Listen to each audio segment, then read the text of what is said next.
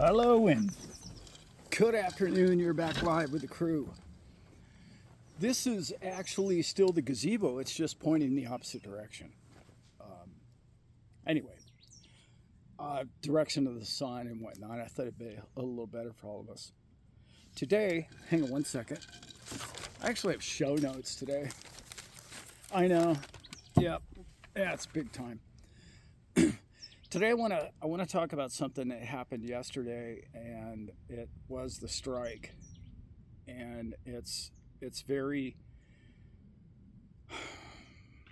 pertinent to the show that I want to have for you here. And I think there's a lot of really good information about life, and about who we are, and about where we are as a society, and about where we're going as a society. Maybe less about crypto, but it is definitely crypto based. So stick around. I think you might enjoy this. It's very trying times in many ways. Technology is pretty amazing.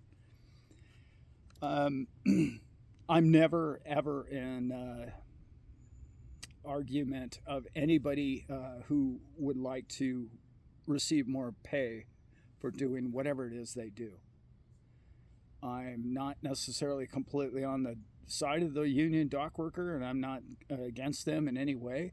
What I am in favor of is there has to be some form of negotiation, and there has to be constant.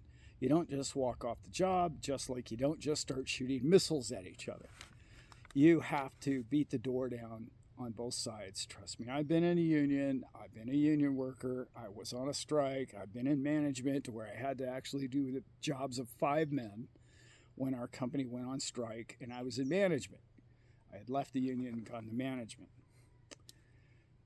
I'm saying that because it's really important for all of us to grasp where we are in the world. It's the second half of what they're asking for. The lack of automation. Any of you that have lost your job through automation or have fewer employees underneath you because of automation, you understand where this is all going. First, they overshored all the jobs. We know that. I think it's quite not even a coincidence.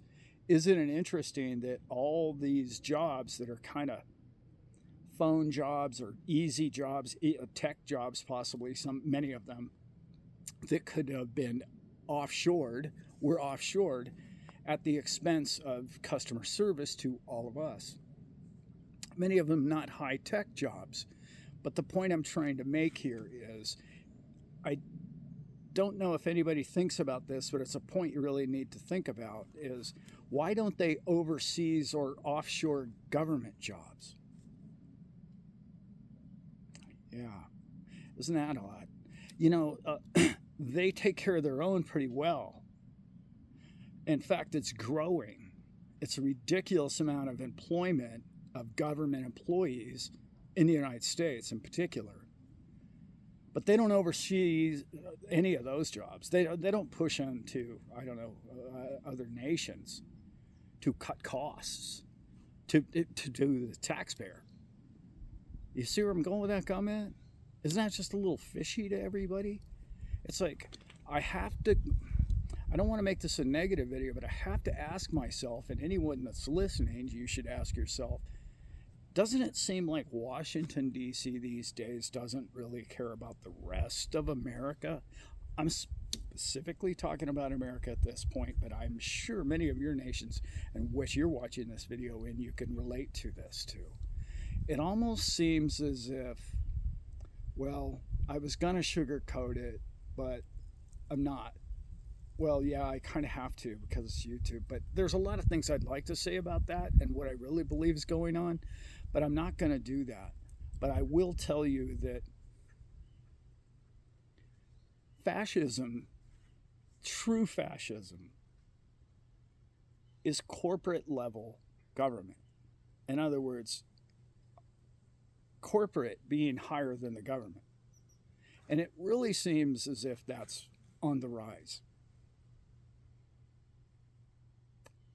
It doesn't fall on my deaf ears or my vision of the world, or I see the strife that people go through when they deal with a lot of this.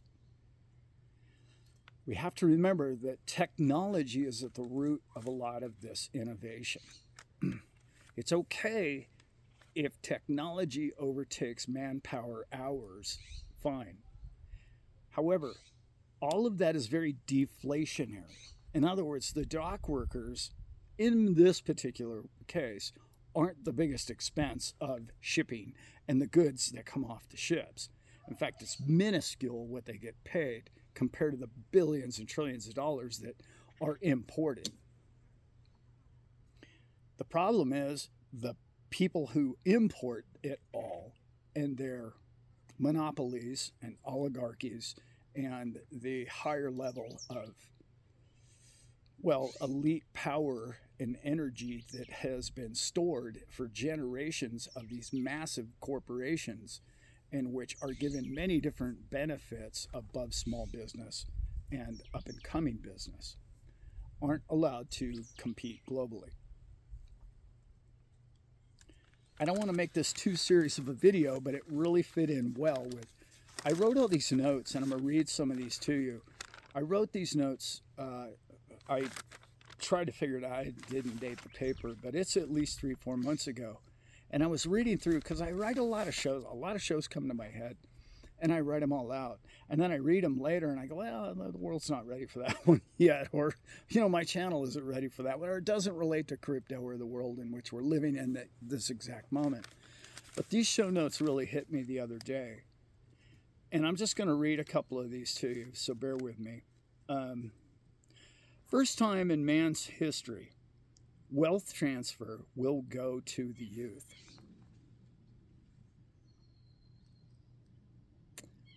That's a big pause right there for a reason. We are in an era that young, technologically minded people have invested in crypto, have understood the banking, have understood the automation of AI, have understood the investment value of it going forward, and how that it's not going to just go away. It's here to stay. And as I say in a lot of my videos, all four of the Gen Z, Gen Z, Gen X, baby boomers, and the rest are all going to profit almost proportionately equally. I'd say the boomers are the low end of that category of the four, okay? That tells me that the youth is going to create their own generational wealth. They're going to create their own money. They're going to do that.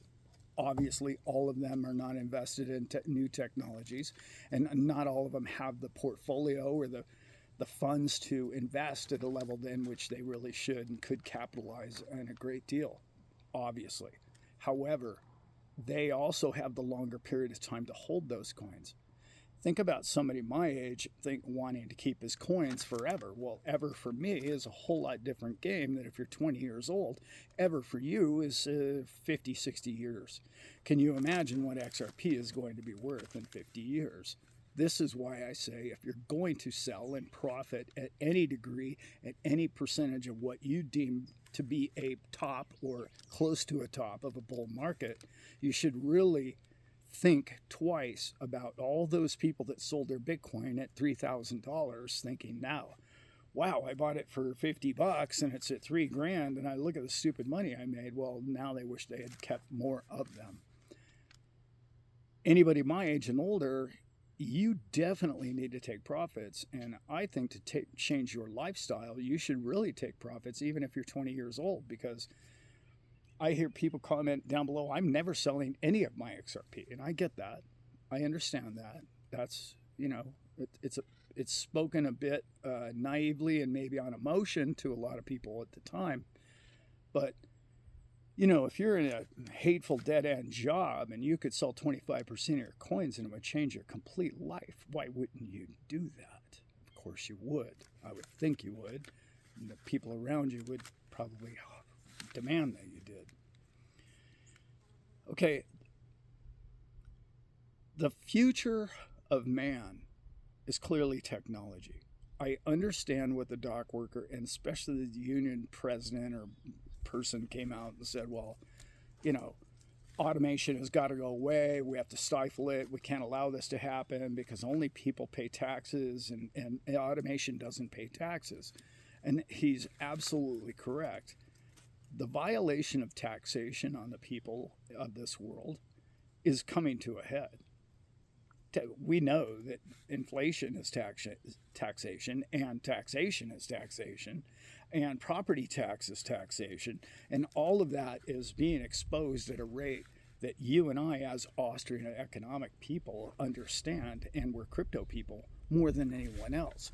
All of that profit margin that is ridiculously taken from, in particular, real estate taxes, and pushed upon you because the value of your home is going up because of how much money they're printing, and you have to pay more and more of a percentage of a value of a home that doubled in price, is beyond your expectation as a retired individual. That's not fair to you or me or anyone else who says, I have enough money today to retire, and then 5 years later he's working, at Walmart greeting people. This is unacceptable, and this is happening from the devaluation of the value of the dollar. We all understand that, Alan. Get on with your point. The point of the matter is you've got to get more and more of your money into deflationary items such as technology. All technology, all entrepreneurs seek a lower cost to the person, so to bring it to market. That tells me that things always, as it innovates, gets cheaper. I'm sorry, Mr. Dock Worker, but innovation is coming for your job. And if you do get a raise and you do get a contract, I highly suggest that you spend some of that money on crypto or AI or the robotics that is coming to take your job eventually. Not financial advice. But something tells me they won't. They'll slap each other on the back like the UPS drivers did.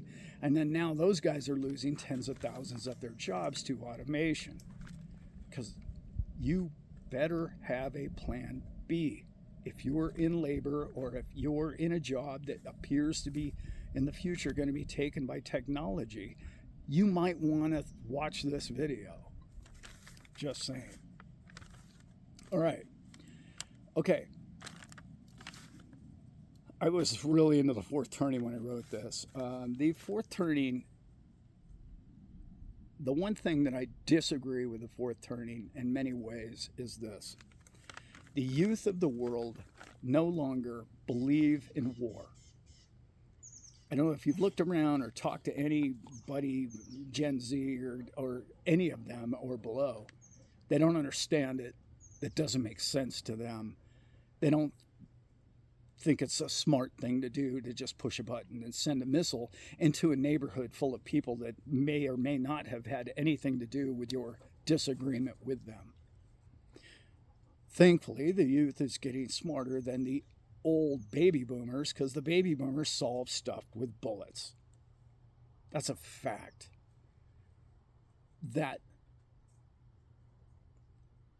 is coming to an end one day, I hope, on the face of this planet. They're pushing it on us again. I don't believe in any of it. You can't tell me that the two nations that are rival or disagree with each other over land rights cannot come to some peaceful agreement and a handshake. It's clearly somebody wants to shoot somebody with something, with bullets. Got a dogfight going right here in the middle of my video. There's people who profit from war.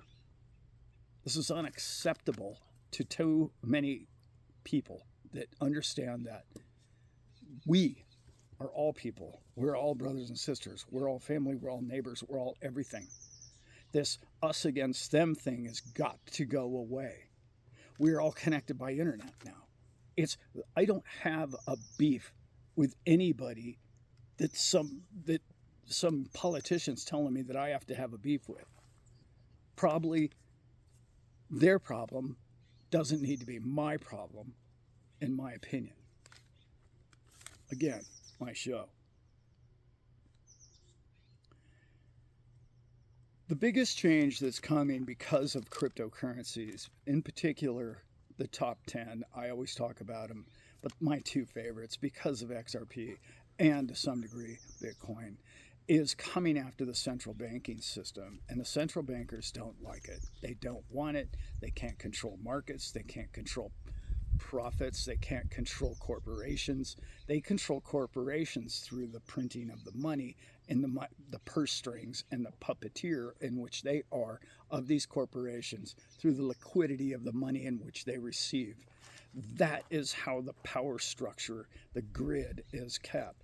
Then they indebt nations with labor and resource to keep themselves relevant.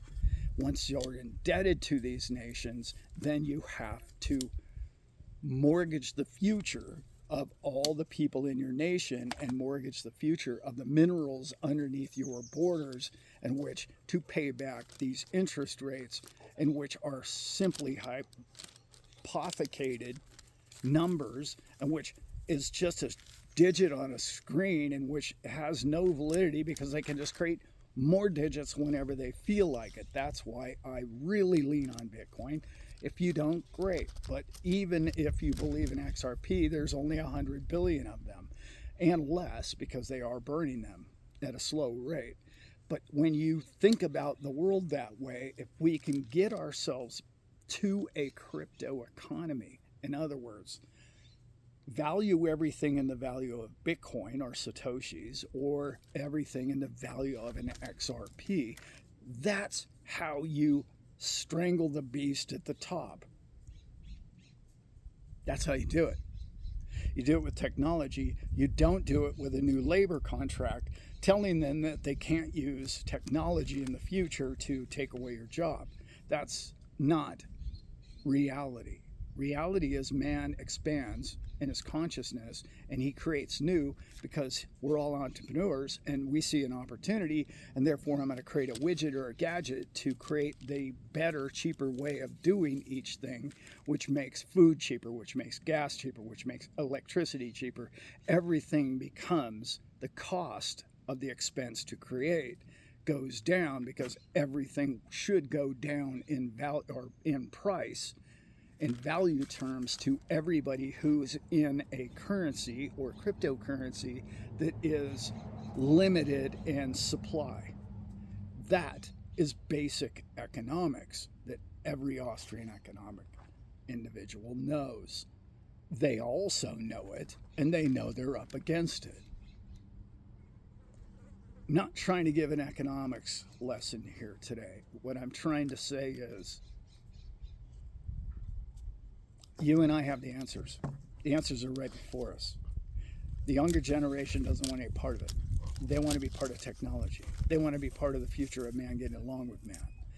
I say we give them a little bit more credit, and we stop electing people that are so old that it's ridiculous. I look at them and they're old. I don't want to get into politics, but everybody in all those buildings are just too damn old. Let's just start there. All right. Okay. I made this video way more serious than I really wanted to.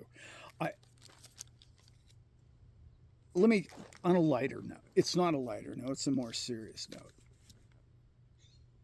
There's a lot of people that have fallen victim to the hurricane that went right through the South, and I mistakenly said that it didn't seem like there was a lot of life, and I was thankful for that, a loss of life. And I stand corrected. There's been a lot of loss of life, and it was bigger than anyone knows, because the media doesn't seem to like to care about, again, they only care about what's inside the border of D.C. They don't seem to worry about the rest of the country. They only seem to worry about what political views they can entangle all of us in. They don't actually talk about, like, feeding people, sheltering people, or giving water to people. That's really not their scene. What their scene is to talk about the hot points about all of those things in between. We have the resources in this country to take care of virtually everybody in it, yet they don't bother doing that. You might want to ask yourself why. I don't care what color your jacket is, red or blue. You might want to ask your party why they don't do that. And I know your party's going to do it better than the other one. I know. I get that. That's absurd, and neither party has proven that over time. We've spent $35 trillion in which we don't have, and the problem still exists. So I don't know where your proof might be in that. I don't want to get too political because I don't care for it. I don't care for politics. I don't care for politicians. And all of this mess that is before all of us right now, I hope is going to go away sometime in November. And we can get back to actually thinking about human beings on a human being level instead of hating your neighbor because he has a red or a blue jacket on. Anyway, that's as political as I get on this show. Sorry. I am happy to say to you that we have an opportunity to help some people. I think I could put it in the show notes down below.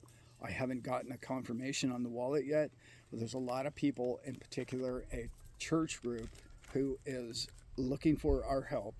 And I'm not suggesting that you help them. I'm just saying if it's in your heart and it's within your will, you should do so. There should be a link in the bottom of this show, and they are victims of that flooding. And it's a small church in Tennessee, and she's a friend of the channel, and you will get more information about that and coming shows. But I will just say that my heart and prayers are out to these people.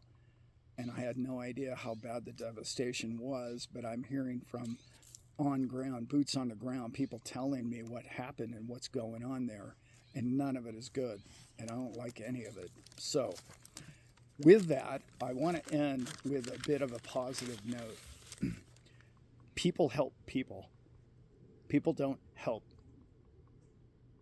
other nations. We're helping people. I don't care what city, state, I don't care what nation you live in. You're my family. We're all related. That's what we are. We're related. I don't care where you are in the world. It doesn't matter to me. So there's people that aren't doing well, and if you can help them in any way, it'd be great if we did. That being said, there's people all around the world who are not doing well. Not just in hurricane-torn areas, all over the world. In my opinion, that's what crypto is going to help. I know I'm a bit of a dreamer, and yeah, I know I'm an optimist, but I think there's a possibility for mankind to actually create a system that is fair. In other words, instead of organizations that take millions of dollars in the name of charity and fly around in Learjets, those days, because of crypto, could be behind us. And because of that, I'm really happy to say that crypto will change that world. And that world, there's so much that is donated by you and I and gracious people that are more gracious than anyone I've ever met. Some of the people I've met are just amazing what they do for people. Will have a bigger impact on all other peoples of the planet. And I'm really excited about that. And that's coming to a crypto near you. Just think about eliminating the middleman and the fraud from all donations. People would donate more, and it would be an amazing world in which we live.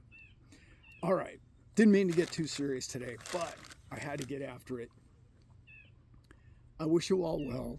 I know that this too shall pass.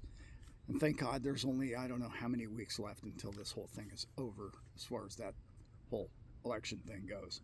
Anyway, the dog and I are ready to throw the ball. So she's telling me it's time to go exercise. And anyway, we will see you on another show real soon. And Goldie and I will go get some exercise. I love you all, and I hope you're all somewhere safe and somewhere dry and doing well, as I am tonight, and I'm thankful of that. And with that, I am, say we're out. Say we're out, Goldie. Are we out? We're out. Be well, all. I love you all.